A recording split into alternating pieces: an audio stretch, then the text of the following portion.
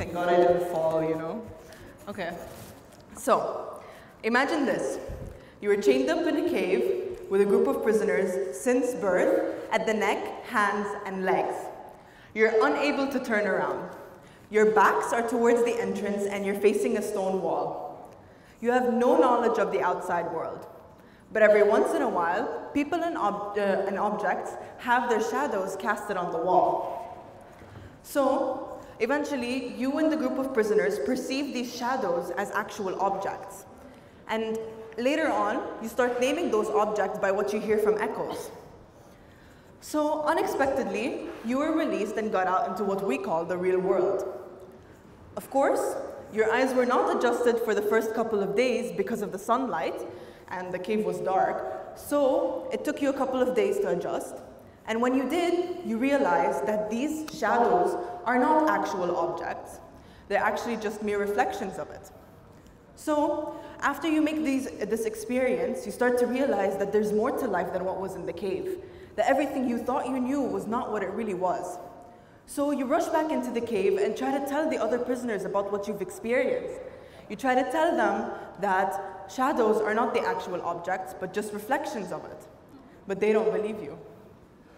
So you try to prove it to them. You start naming each shadow, you try to name these shadows and tell them physical descriptions about how they actually look like. But your eyes are no longer adjusted to the darkness of the cave, so you get them all wrong. And because of that, the prisoners start to think that your escape ruined your vision and made you senseless and stupid. So even when you tried to unchain them, they resisted violently. Now, believe it or not, we could relate this story to the modern world that we live in.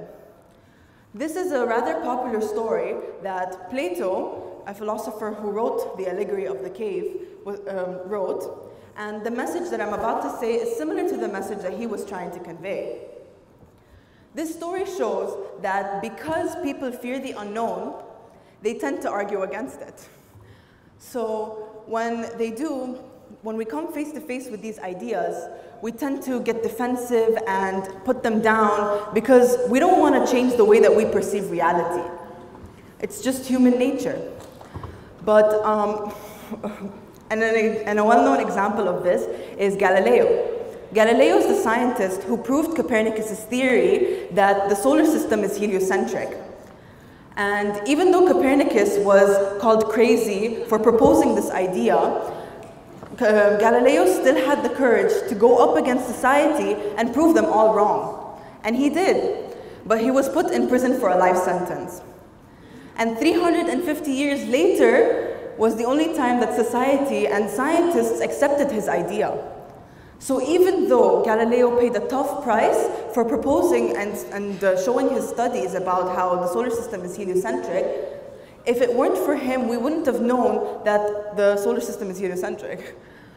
For all we know, we could still be studying that Earth is the center of the universe. So, like Galileo, many of us have ideas that are new and innovative to the society, but we discard them because we fear that they would be resisted violently. But why would you even be resisted? Society is not at fault for having this subconscious bias against creativity. It's the uncertainty that comes with it that builds this resistance towards it because we usually don't think that these things are logical.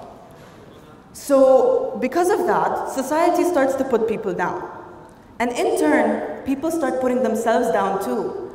Because when we keep being fed with the same lies over and over and over again, we slowly start believing them. I'll give you an example of this to help you better understand the concept about someone who's so close to me, my twin sister. So I'm going to start off by saying that this girl is incredible. She's smart, funny, outgoing, but she wasn't this person for a very long time because a lot of people around her kept putting her down. They kept telling her that she could never be as smart, scolded her for continuously losing concentration or forgetting the things that she was supposed to do. They defined her by her mistakes.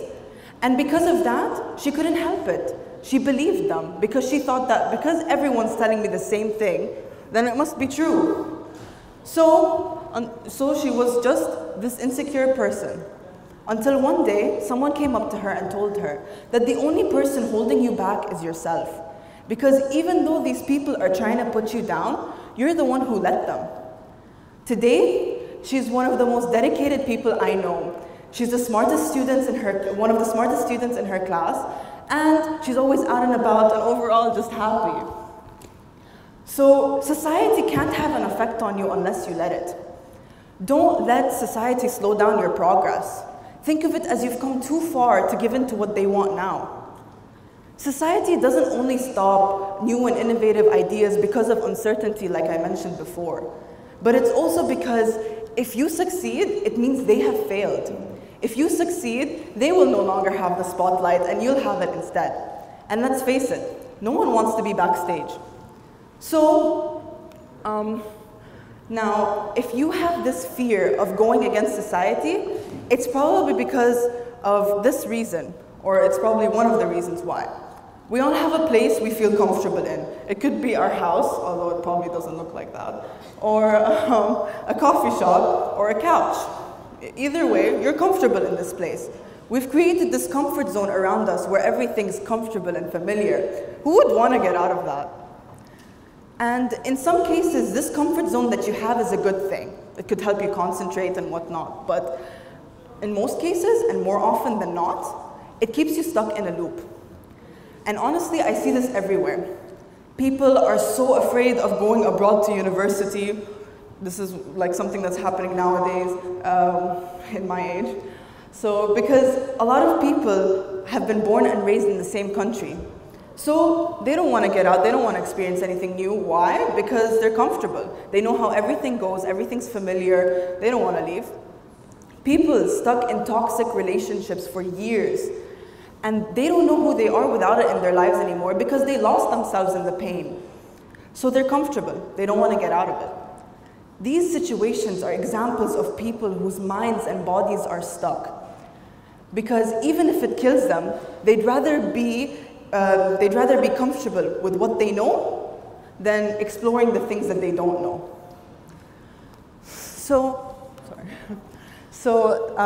But the only way that we could live up to our potential is so that we could learn to be comfortable being uncomfortable. Les Brown once said that the graveyard is the richest place on earth because it is here that you'll find all the hopes and dreams that were never fulfilled, the books that were never written, the songs that were never sung, the inventions that were never shared, the cures that were never discovered, all because someone was too afraid to take that first step, keep with the problem, or determined to carry out their dream. Everyone in this room has the ability to bring something new and innovative into society. And for those of you who don't know what that is yet, don't be afraid to go and try and find it. For those of you who do have a goal that you want to accomplish, don't stop because your friends, mentors, or even parents say that it won't work. Listen to them if they say you need a plan B, but go after what you believe in. Be the person you wish you want to be. Don't let these ideas go to the grave with you, because if not you, who? If not now, when? Thank you.